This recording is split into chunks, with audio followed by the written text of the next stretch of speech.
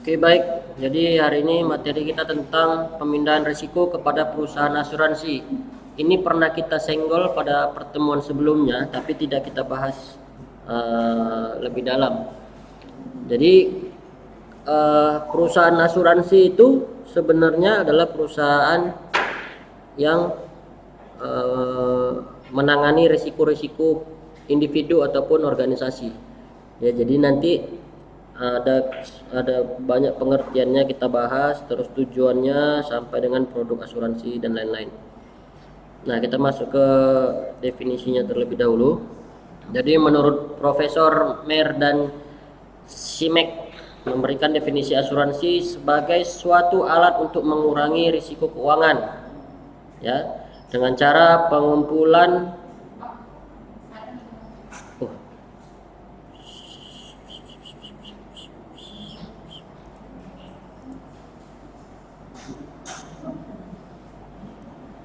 Nah,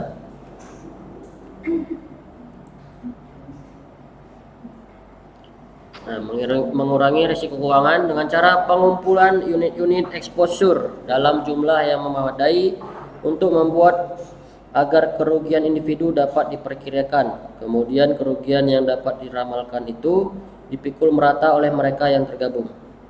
Nah, jadi perusahaan asuransi itu dengan preminya, ya, jadi kita yang nasabah asuransi, kita kan membayar premi itu tiap bulan, ya kan?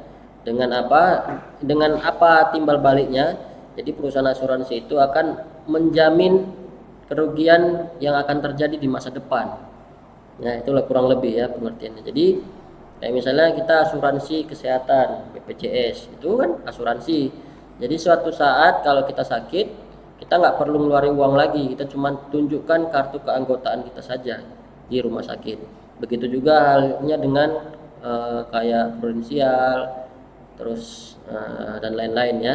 Jadi masing-masing perusahaan asuransi memiliki paket-paketan produk yang ditawarkan ya di dalam mengatasi atau meminimalisir risiko yang akan terjadi di individu. Nah, di organisasi itu seperti apa? Jadi hampir mirip dia, tidak ada beda, cuman memang nanti preminya itu yang berbeda. Jadi kalau perusahaan melakukan pengalihan risikonya ke perusahaan asuransi, maka apa yang diasuransikan? Bisa ada yang kasih contoh? Perusahaan apa yang diasuransikannya ke perusahaan asuransi untuk meminimalisir risiko? Contohnya?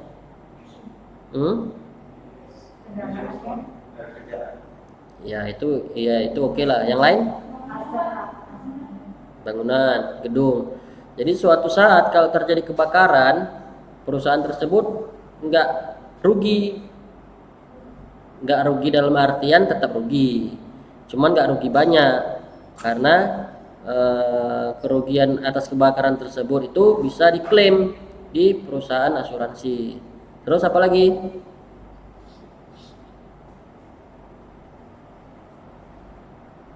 Cuman gedung aja.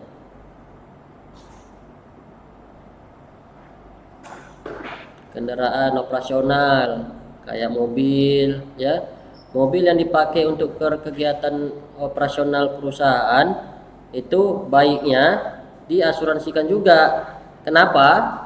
Karena supir-supir yang ada di perusahaan itu tidak dijamin tidak melakukan kesalahan, baik itu nabrak orang, baik itu ketabrakan tunggal ya, baik itu ditabrak orang, ya kan? Terus itu mobil operasional, ada juga mobil pimpinan misalnya, itu diasuransikan juga. Jadi perusahaan itu melakukan pembayaran premi tiap bulan untuk menjamin itu, biar supaya nggak terlalu besar biaya yang dikeluarkan tiba-tiba. Nah, itu dia katanya, dia nggak dikeluarkan tiba-tiba, tapi dikeluarkan secara bertahap. Jadi kalau misalnya nggak asuransi, mobilnya misalnya tabrakan gitu, untuk memperbaiki mobilnya aja sampai 30 juta, 40 juta misalnya.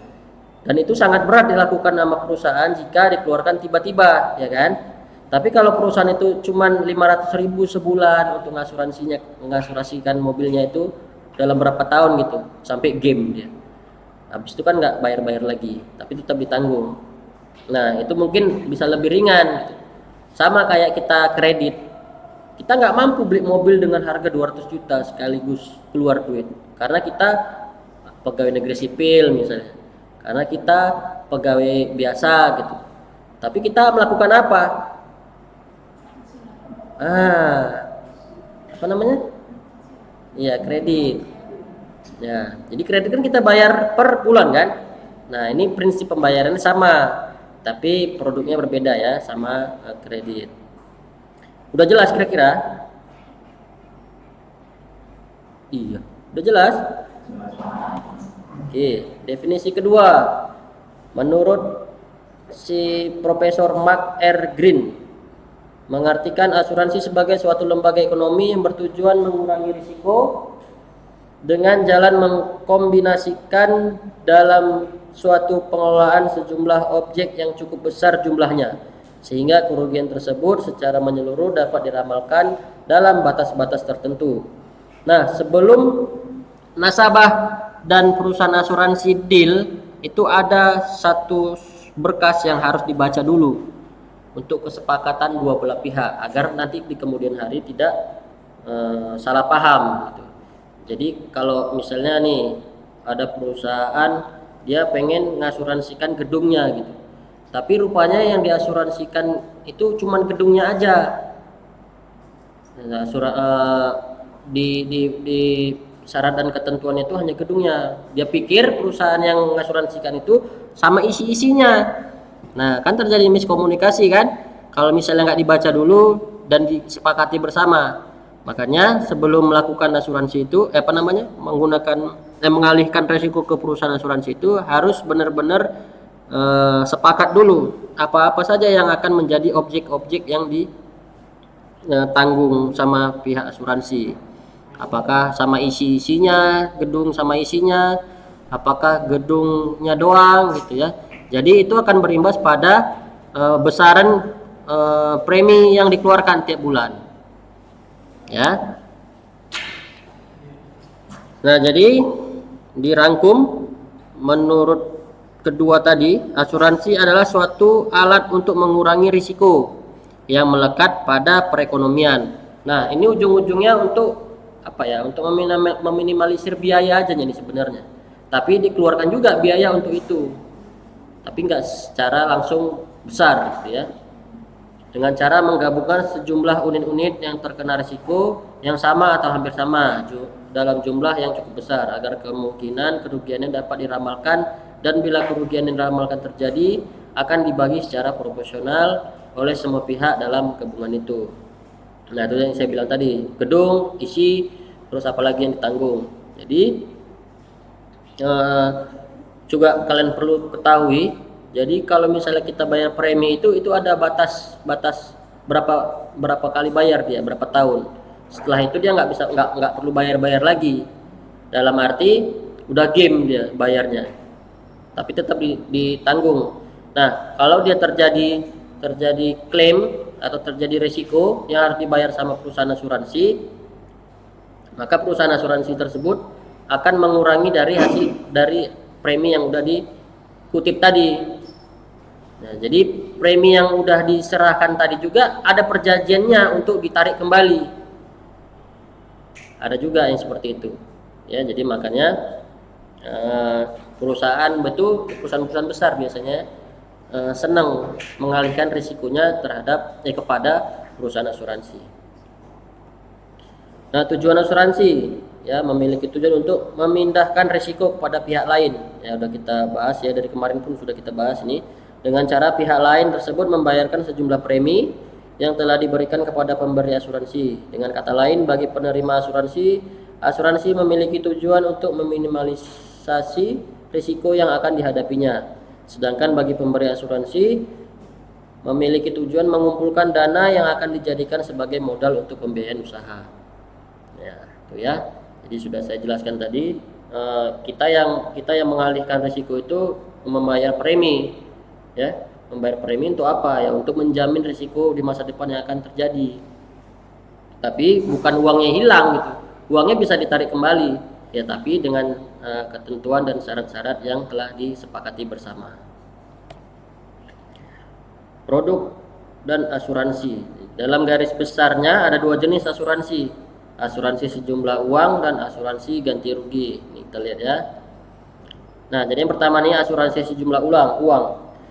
Artinya asuransi yang besarannya uang. Asuransi sudah ditentukan sebelumnya tanpa perlu ada suatu hubungan antara kerugian yang diderita dengan besarnya jumlah uang yang diberikan penanggung. Ini contohnya, saya rasa nggak bisa dicontohkan di perusahaan. Ini contohnya untuk biaya pendidikan, biaya masa tua. Ada pernah dengar produk asuransi yang seperti itu? Jadi ada orang tua yang ikut asuransi untuk biaya pendidikan anaknya. Nah, itu dia dalam bentuk uang produknya, ya, paham ya? Untuk dana tua misalnya, karena dia merasa perusahaannya itu tidak memberikan pensiunan, jadi dia asuransi sendiri untuk jaminan hari tuanya, gitu.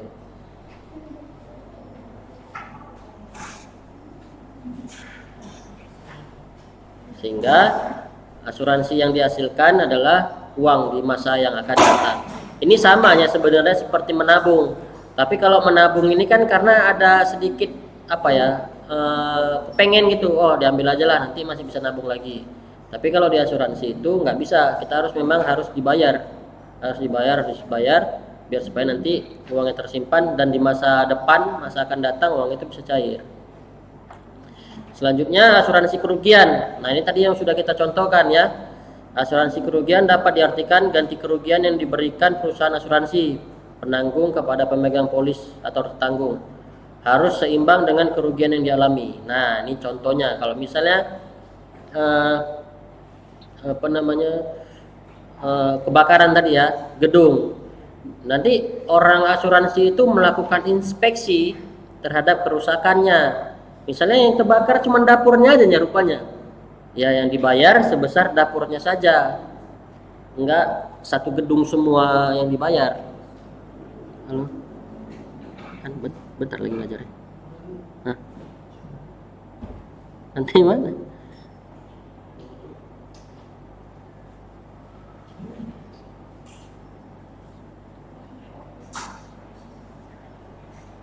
Nggak pakai bebas. Nggak bebas.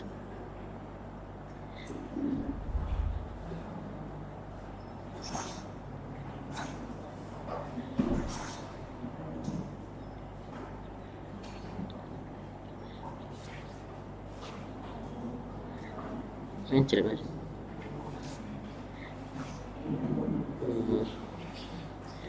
Itu gimana?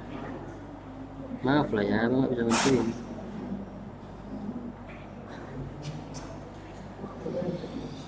Oke, kita lanjut. Jenis-jenis asuransi kerugian antara lain, ya ini yang sudah kita bilang tadi ya, asuransi kebakaran, asuransi kendaraan. Nah, contohnya kalau kendaraan, misalnya lecetnya cuman sedikit aja cuman bagian sayap belakang, sekitar 500.000 udah kinclong lagi. Ya cuma 500.000 yang dikeluarkan sama asuransi, enggak langsung mobilnya diganti gara-gara lecet bumper doang ya kan. Terus asuransi huru hara, misalnya ada geng motor. Siapa sini geng motor? Ya, jadi ada geng, misalnya lah ada geng motor ataupun kelompok-kelompok pemuda di luar melakukan kerusakan ya. Nah, itu kalau misalnya gedungnya atau tokonya diasuransikan, misalnya stelingnya pecah, ya stelingnya aja lah yang diganti, enggak lah sama toko-tokonya dibayari ya kan. Dan lain-lain itu ya. Kecurian, ini kecurian juga, misalnya ada maling, ya seberapa kerugian yang diambil sama malingnya saja yang diganti, enggak semuanya yang satu isi rumahnya ya, isi tokonya dan kebongkaran. Selanjutnya ini ada asuransi lainnya ya, asuransi syariah, sama kayak bank, ada bank syariah. Terus ada lagi apa lagi yang syariah, sebetulnya sama aja nya, cuman bahasanya aja yang diganti jadi ke Arab-Araban. Ya, dalam perspektif ekonomi Islam, asuransi dikenal dengan istilah takaful, yang berasal dari bahasa Arab, yakni takafala yatafakfulu takaful, yang berarti saling menanggung dan saling menjamin. Pengertian asuransi syariah adalah usaha saling melindungi dan tolong-menolong di antara sejumlah orang atau pihak melalui investasi dalam bentuk aset dan atau tabaruk atau sumbangan yang memberikan pola pengembalian untuk menghadapi risiko tertentu melalui akad, ya, yang sesuai dengan syariah. Nah, ini sama sebenarnya seperti perusahaan asuransi, produk-produk asuransi lainnya, ya. Dia ada premi, ini ada sumbangan namanya, ya kan. Terus ada di sini akad. Kalau di konvensional ada perjanjian, ya, hitam di atas putih. Akad ini pun juga ada hitam di atas putihnya, cuman dia lebih ke pada syariat Islam, ya, dengan akad dia. Kalau nikah itu kan saya terima gitu-gitu, itu akad. Terus orang mau bayar zakat fitrah, ada akadnya juga, itu namanya akad, ya. Terus usaha asuransi lainnya ada asuransi varia, asuransi yang lengkap. Bisa kita lanjut? Ya, jadi asuransi varia ini adalah asuransi yang mengandung unsur-unsur asuransi kerugian maupun asuransi jumlah. Contohnya asuransi kecelakaan, kebakaran, mobil dan pencurian. Jadi dalam misalnya nih, yang saya bilang tadi, gedungnya ada terbakar, gitu kan? Terus di dalamnya banyak barang-barang berharga, misalnya kayak laptop, komputer, printer dan lain-lain. Nah, itu udah dirangkap. Nah, jadi ada mungkin itu satu perusahaan asuransi yang menyediakan produknya untuk mengcover seluruh yang ada di dalam gedung. Tapi ada juga perusahaan asuransi yang hanya cuman gedungnya aja. Nah, jadi ini variasi daripada perusahaan asuransi. Ini yang lengkapnya gitu. Terus asuransi rekayasa. Asuransi ini memberi jaminan perlindungan atas pekerjaan-pekerjaan konstruksi, instalasi mesin maupun instalasi peralatan elektronik dari segala risiko kerugian dan kerusakan yang mungkin terjadi selama proses konstruksi maupun instalasi. Contoh asuransi konstruksi, alat berat, kerusakan mesin, peralatan elektronik, pemasangan mesin. Nah, jadi kalau misalnya kayak konstruksi itu misalnya ada lagi proses pembangunan misalnya kan, rupanya kren di pembangunan itu tumbang, nimpahin bangunan yang baru dibangun gitu. Nah, itu juga bisa diasuransikan, ya, dalam asuransi rekayasa ini. Terus misalnya genset perusahaan itu pun bisa diasuransikan. Misalnya misalnya sudah diperkirakan sama pihak perusahaannya bahwasanya genset itu akan bertahan selama 10 tahun, ya kan? Rupanya nggak sampai 10 tahun. Nah, dia perusahaan tersebut bisa mengasuransikannya. Jadi kalau dia nggak sampai 10 tahun, bisa diasuransikan untuk pembetulan. Biasanya juga kalau barang-barang elektronik itu ada apa namanya, garansi, ya, garansi. Yang mana tahu lepas dari garansi bisa diasuransikan. Itu meminimalisir yang namanya pengeluaran secara tiba-tiba yang seperti sudah kita bahas tadi. Nah, fungsinya asuransi dalam bisnis. Jadi asuransi ini merupakan sebuah pikiran dan akal budi manusia untuk mencapai suatu keadaan yang dapat memenuhi kebutuhannya, terutama sekali untuk kebutuhan-kebutuhan yang hakiki, sifatnya antara lain rasa aman dan terlindungi. Ya, jadi orang yang punya kalau individu, ya, orang yang memiliki asuransi itu nggak akan merasa was-was bila dia sakit. Siapa sini yang nggak pakai BPJS? Yang nggak BPJS? Kamu nggak BPJS? Asuransi kesehatan lain nggak? Nah, pasti di dalam ini karena masih muda aja ini. Kalau udah tua, nggak punya asuransi BPJS dan lain sebagainya itu, pasti ada rasa was-was. Tiba-tiba tak sakit apa gitu kan, membutuhkan biaya sangat besar tiba-tiba. Nah, itu pasti sangat berbahaya. Dan itu nanti berdampaknya sama pinjam sana pinjam sini jadinya, ya kan? Tapi kalau kita konsisten membayar BPJS, kalau kelas 2 berapa bayarnya? Kelas 1 berapa bayarnya? 55 ribu. Nah, kan nggak begitu apa kalau kelas 3 berapa kelas 3? Kurang tahu ya, 20-an ya, 20-an ya. 25 ya. Nah, 25.000 sebulan gitu. Kita udah merasa nyaman, merasa aman gitu. Bahwasanya kalau misalnya tiba-tiba kita sakit, kita bisa berobat gratis. Misalnya saya lah contohnya, saya nggak menduga-duga, tiba-tiba rupanya saya sakit batu ginjal dan perlu di ronsen, perlu obat, ya kan? Nah, ya karena kita punya apa namanya asuransi kesehatan, kebetulan saya dari perusahaan, dari kantor, ya udah enak aja. Ya cuman kekurangannya BPJS kalau kesehatan ini kan antriannya yang panjang. Terus dilayaninya itu nggak maksimal seperti kita bayar sendiri, ya kan? Tapi tetap dilayani, tapi dia pelayanannya nggak maksimal. Itulah masih kurangnya di Indonesia ini ya. Terus asuransi sangat penting diterapkan dalam bisnis karena asuransi menjanjikan perlindungan kepada pihak tertanggung terhadap risiko yang dihadapi perorangan maupun risiko yang dihadapi oleh perusahaan. Nah, contohnya kalau misalnya apa? Perusahaan itu adalah perusahaan pembuatan parang besi yang banyak api di situ. Nah, pasti pemilik usaha itu tahu bakal akan terjadi kebakaran. Contoh.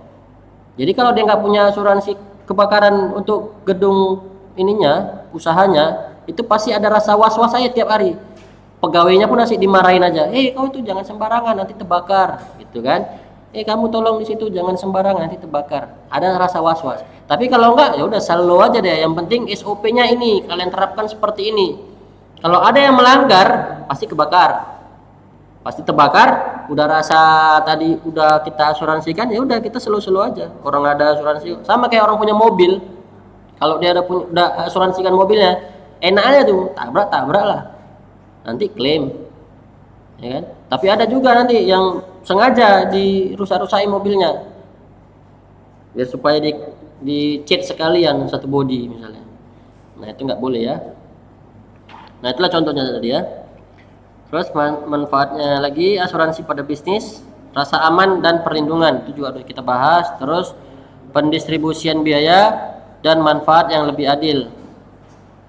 Nah, ini tadi udah kita bilang. Jadi setiap bulan itu kita mendistribusikan biaya itu tidak besar, tidak langsung besar ya. Kita cicil dia. Tapi dengan batas waktu. Terus polis asuransi dapat dijadikan sebagai jaminan untuk memperoleh kredit, berfungsi sebagai tabungan dan sumber pendapatan. Nah, ini yang saya bilang tadi.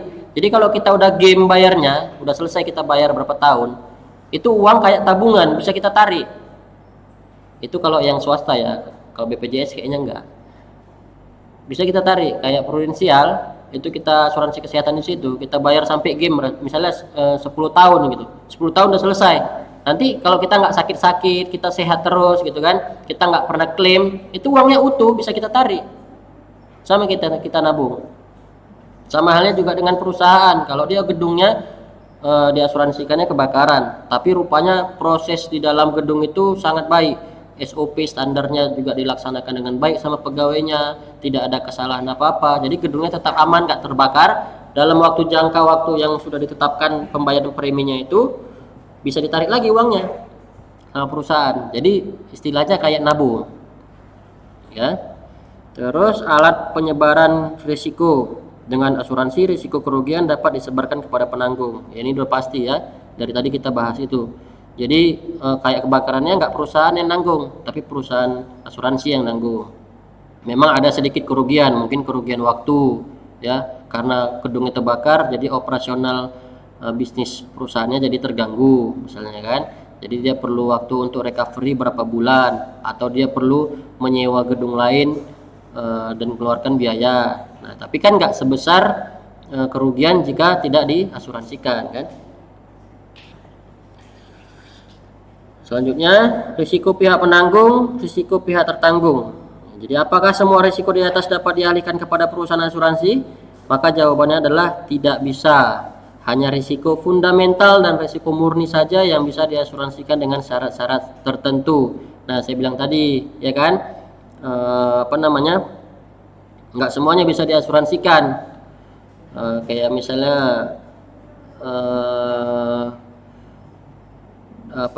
perusahaan itu melakukan asuransi gedung, Di perusahaan itu tidak ada kayak barang-barang tidak perusahaan asuransi itu tidak bisa mengcover beberapa contoh peralatan misalnya, karena dinilai sangat bernilai tinggi, tidak sesuai dengan premi yang ditawarkan misalnya.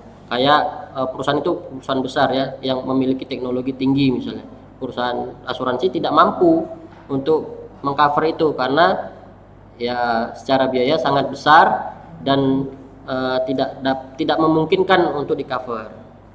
Nah, dengan syarat-syaratnya itu sebagai berikut. Risiko harus terjadi dengan ketidaksengajaan dan tidak bisa diprediksi. Itu saya bilang tadi. Jadi mobil jangan sembarangan gitu kan. Kita kadang ada orang asuransi itu paham yang mana benar-benar terjadi, yang mana direkayasa, yang mana dibuat-buat gitu. Kan? Jadi kalau terbakar gitu gedungnya, dia lihat penyebabnya apa. Enggak semerta-merta kebakaran langsung klaim langsung disetujuin, enggak. Ada proses identifikasi dulu sama pihak asuransinya. Kalau memang karena korsleting, oke. Karena perjanjiannya di awal mungkin ada dijelaskan tuh, ditanggung jika korsleting, kesalahan ini. Tapi kalau misalnya di luar dari kesepakatan, misalnya sengajanya rupanya pegawainya nyebar bensin terus dibakarnya, kan nanti ketahuan. Nggak ada dilihat tanda-tanda bahwa itu korsleting, nggak ada tanda-tanda rupanya kesalahan dari human error misalnya, nggak ada tanda-tanda itu, tapi ada unsur kesengajaan. Nah itulah jadinya nggak cair klaimnya. Terus kayak misalnya mobil perusahaannya kan, karena pegawainya merasa ini kan mobil perusahaan ada asuransinya, sengaja dilecetin ya, set gitu ya. Rupanya diidentifikasi ini adalah perbuatan yang disengaja gitu, itu nggak akan bisa diklaim. Selanjutnya, risiko yang dapat ditanggung harus bersifat homogen dan umum terjadi. Paham maksudnya homogen? Sama dia dalam satu rumpun yang sama. Misalnya gedung sama peralatannya itu kan satu, sama dia. Nggak bisa gedung sama mobil, itu beda asuransinya ya. Terus yang umum terjadi itu kebakaran, terus dari bencana alam ya. Kalau kendaraan ditabrak orang ya. Kalau yang nggak umum terjadi apa contohnya? Yang nggak umum terjadi, ada yang bisa kasih contoh?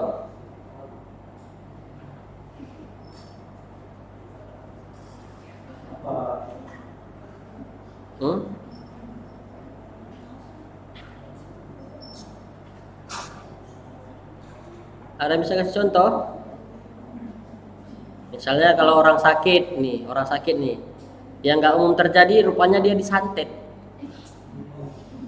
Nah, itu bisa diklaim asuransi. Dia orang asuransinya kan nanya sama dokter, ini sakitnya apa dok? Nggak tahu, kami pun heran. Tiba-tiba keluar paku katanya. Itu bisa diasuransikan? Nggak bisa, karena nggak umum terjadi kan. Itulah contohnya. Kalau yang di perusahaan, kalian carilah sendiri. Saya pun masih belum tahu apa. Dampak dari risiko tersebut bisa dinilai dengan uang atau secara finansial. Nah itu udah pasti ya. Terus harus ada objek yang dipertanggungjawabkan atau diasuransikan. Misalnya harta, benda, sakit, kerugian, dan lain sebagainya. Itu dia juga udah kita bahas. Selanjutnya, objek yang diasuransikan tidak bertentangan dengan aturan yang berlaku dan kepentingan umum. Misalnya narkoba tidak bisa dijadikan sebagai objek asuransi. Misalnya nih, kalian masa ngasuransikan ganja kalian yang kalian simpan supaya nggak hilang? Itu nggak boleh karena nggak sesuai dengan peraturan perundang-undangan. Ya. Terus premi yang dibebankan harus sesuai dengan tingkat resiko yang diasuransikan. Ini yang saya bilang tadi. Jadi ada kan kelas-kelasnya kalau BPJS. Ada kelas 1, kelas 2, kelas 3. Kelas 3 itu preminya sekian, tapi fasilitas yang didapatkan seperti ini. Kelas 2 preminya sekian, tapi fasilitas yang didapatkan seperti ini. Beda kelas, beda fasilitas yang disediakan. Begitu juga kayak kebakaran tadi. Apakah hanya gedung saja berarti preminya segini. Ataukah beserta isi-isinya, maka preminya seperti ini, sebesar ini gitu ya. Nah, ini dia. Namun hanya dalam batas tertentu. Ya, dalam batas tertentu itu yang seperti saya bilang. Mungkin ada satu teknologi, misalnya contoh di perusahaan Inalum. Teknologi itu hanya bisa dioperasikan sama orang Jepang langsung. Jadi tenaga operatornya pun langsung dari Jepang diturunkan. Nah, apakah bisa itu diasuransikan di sini? Tentu bisa jika perusahaan asuransinya itu adalah perusahaan asuransi multinasional. Tapi kalau enggak, apakah bisa? Tentu tidak bisa, karena asuransi tidak tahu kemungkinan kerugian yang terjadi jika itu resiko teknologi itu terjadi apa-apa gitu ya. Itulah dia dengan batas tertentu. Wih, udah habis pokoknya. Oke, sampai di sini ada yang mau ditanya?